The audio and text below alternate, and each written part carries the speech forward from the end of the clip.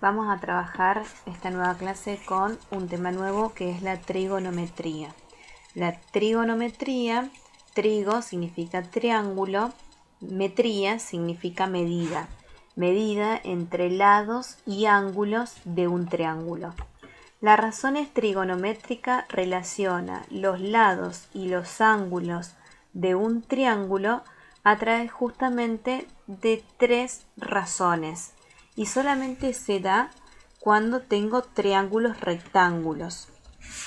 En los triángulos rectángulos podemos diferenciar tres sectores, ¿sí? Primero, si es un triángulo rectángulo, tenemos un ángulo recto, ¿sí? El ángulo recto está formado, primero de un ángulo de 90 grados, obvio, y está formado por los catetos del triángulo. El lado opuesto a este ángulo recto se llama hipotenusa y es el lado más largo que va a tener el triángulo rectángulo.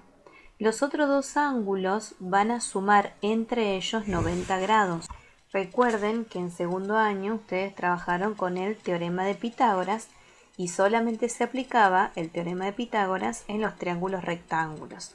Y nos faltaba generalmente uno de los tres lados, entonces teníamos que aplicarlo para averiguar justamente a través de Pitágoras el lado desconocido. Para trabajar con las razones trigonométricas vamos a tener que hacer una pequeña observación. Ya sabemos que los catetos forman al ángulo recto, pero ahora, dependiendo de los otros dos ángulos, le voy a dar distintos nombres a estos catetos. Va a haber un cateto opuesto y un cateto adyacente dependiendo los ángulos o el ángulo donde voy a establecer la relación. Por ejemplo, la hipotenusa, acá hay dos casos, ¿no? Fíjense que acá está el ángulo recto, acá tengo alfa y acá tengo beta. La hipotenusa va a ser siempre hipotenusa porque va a estar opuesta al ángulo recto, así que no va a variar su nombre. Lo que va a variar el nombre van a ser en los otros dos lados. Entonces, si yo me ubico en este ángulo, el lado que está enfrentado se va a llamar cateto opuesto. Y el lado que toca el ángulo se va a llamar cateto adyacente. Vamos a este caso, a beta. Dijimos que la hipotenusa es hipotenusa siempre, no importa en qué ángulo me voy a basar. El lado que es opuesto al ángulo que estoy observando se va a llamar cateto opuesto y el lado que toca ese ángulo se va a llamar cateto adyacente. Entonces, si bien ambos son catetos, depende dónde me ubique o dónde centre mi mirada, dependiendo del ángulo, para determinar cómo son cada cateto con respecto a ese ángulo.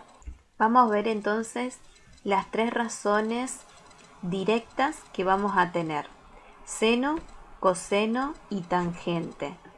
En todos aparece un ángulo, alfa, beta, gamma, dependiendo entonces el nombre en el triángulo rectángulo que recibe el ángulo.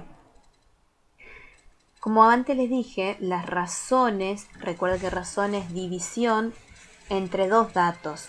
En este caso, el seno es la razón entre el cateto opuesto y la hipotenusa. Es decir, que si yo tengo el dato del cateto opuesto y de la hipotenusa, puedo averiguar lo que es el ángulo. El coseno es cateto adyacente sobre hipotenusa y la tangente utiliza el cateto opuesto y el cateto adyacente. Estas razones la deben estudiar de memoria.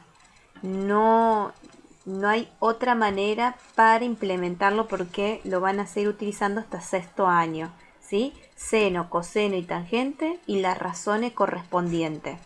Lo que les sugiero es que si imprimen este apunte, por favor las remarquen.